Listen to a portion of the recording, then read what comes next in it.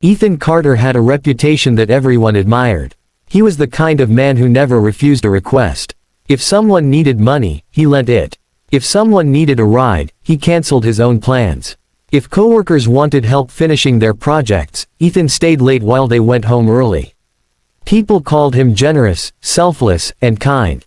Those words filled him with pride because he believed that kindness always came back in one form or another. His late mother had once told him, "A kind heart is the greatest treasure a person can possess." Ethan remembered those words every day. He wanted to honor her memory by treating everyone with compassion, no matter how they treated him. At work, Ethan became everyone's favorite employee, not because he was the most talented, but because he never complained. His manager constantly handed him extra assignments. "I know you'll handle it better than anyone else," she would say with a smile. Ethan smiled back, even though exhaustion weighed heavily on his shoulders. His coworkers noticed something too. Whenever deadlines approached, they mysteriously found reasons to disappear. "Ethan, could you finish this report for me? My daughter has a school event." "Ethan, can you cover my shift? I'll owe you one." "Ethan, you're so much better at presentations. Could you do mine too?" Every single time, Ethan agreed. The promises to repay him never came true. Outside of work, things weren't much different. His childhood friend Jason often appeared with another financial emergency. "My car broke down. My rent is overdue. My business is almost successful. I just need one last loan." Ethan emptied his savings account piece by piece. Months turned into years. Jason's social media showed luxury vacations, expensive restaurants, and new gadgets. Whenever Ethan gently asked about repayment, Jason laughed. "Relax, brother. Why are you acting like money matters between friends?" Ashamed for even asking, Ethan apologized. His kindness slowly became an invitation for people to take advantage of him. Then came his relationship with Mia. She adored Ethan's caring nature. At least, that's what she said. "Ethan, could you cancel your weekend plans? My friends need help moving." "Ethan, I forgot my credit card." "Ethan, can you fix my laptop?" "Ethan, can you watch my dog?" Ethan always said yes. He convinced himself that love meant sacrifice. One evening, Ethan surprised Mia with dinner after weeks of working overtime.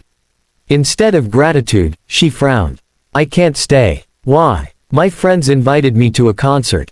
I thought tonight was ours." "You'll understand. You're always understanding." She kissed his cheek and left. Ethan sat alone, staring at the untouched dinner. For the first time, something inside him hurt more than disappointment. It felt like invisibility. The breaking point came when Ethan's father suffered a heart attack. The hospital required immediate payment. Ethan realized his savings were nearly gone. He called Jason. No answer. He texted coworkers who had borrowed money. Seen. No replies. He called Mia. "I'm busy right now. My dad is in the hospital. I'm really sorry, but there's nothing I can do." The call ended. Ethan looked around the hospital waiting room. The people he had spent years rescuing had vanished the moment he needed them. Only one person approached him. Mr. Lewis, an elderly security guard Ethan barely knew from his office building. He had once helped the old man carry heavy boxes during a rainy evening. Mr. Lewis quietly sat beside him. "I heard about your father." Ethan nodded silently. Without saying another word, Mr. Lewis placed an envelope into Ethan's hands. Inside was enough money to cover the hospital deposit. "I've been saving this for emergencies.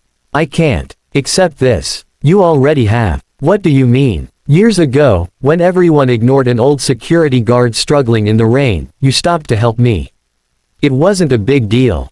It was to me. Tears filled Ethan's eyes. One stranger had shown more loyalty than everyone he had sacrificed for over the years. That night changed everything. Ethan's father recovered slowly. While sitting beside the hospital bed, Ethan reflected on every decision that had led him there.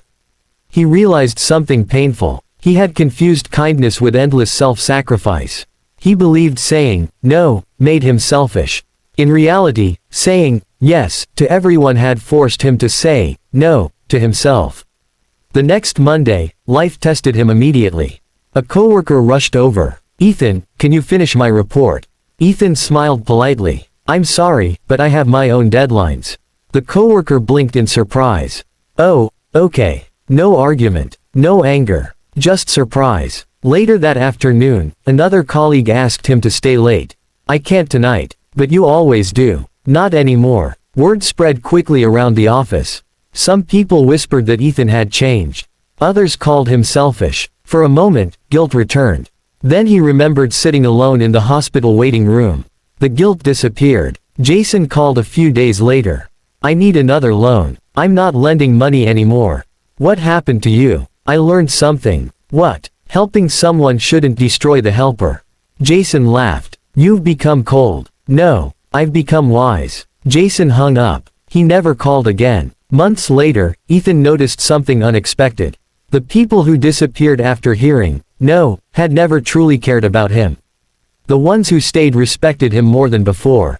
One evening he met Sarah while volunteering at a community library. She spent weekends teaching children to read. Unlike everyone Ethan had known before, Sarah never asked him for favors. Instead, she asked questions. "What do you enjoy? When do you rest? Who's taking care of you?" No one had ever asked those questions. Their friendship grew naturally. When Ethan offered help, Sarah accepted with gratitude. When Ethan was tired, she insisted he rest. Healthy kindness flowed in both directions.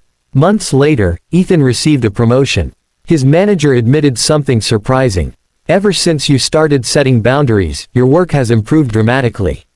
Instead of doing everyone else's responsibilities, Ethan focused on excellence. His confidence returned. His health improved. His savings grew again. One rainy evening, Ethan saw a young delivery driver struggling with heavy packages outside a small apartment building. He immediately ran over to help. The young man smiled. "Thank you so much." Ethan smiled back. Kindness hadn't disappeared. It had simply become intentional. He still helped strangers. He still donated to charities. He still volunteered. But he also learned to recognize manipulation. People who respected his boundaries remained in his life. People who only valued what they could take quietly walked away. Years later, Ethan stood before a group of university graduates, invited to speak about leadership. One student asked, "What's the biggest lesson life has taught you?" Ethan paused before answering, "Be kind." The audience nodded. Then he continued, "But don't confuse kindness with allowing people to use you." The room fell silent. A candle can light thousands of others, but if everyone keeps taking without protecting the flame, eventually the candle burns out. Protect your flame. The world doesn't need fewer kind people, it needs kind people with wisdom. The audience rose in applause. As Ethan walked off the stage, he realized something beautiful. The price of being too kind to the wrong people had been painful. But learning to be kind to the right people, including himself, had given him a life filled with genuine respect, peace, and happiness.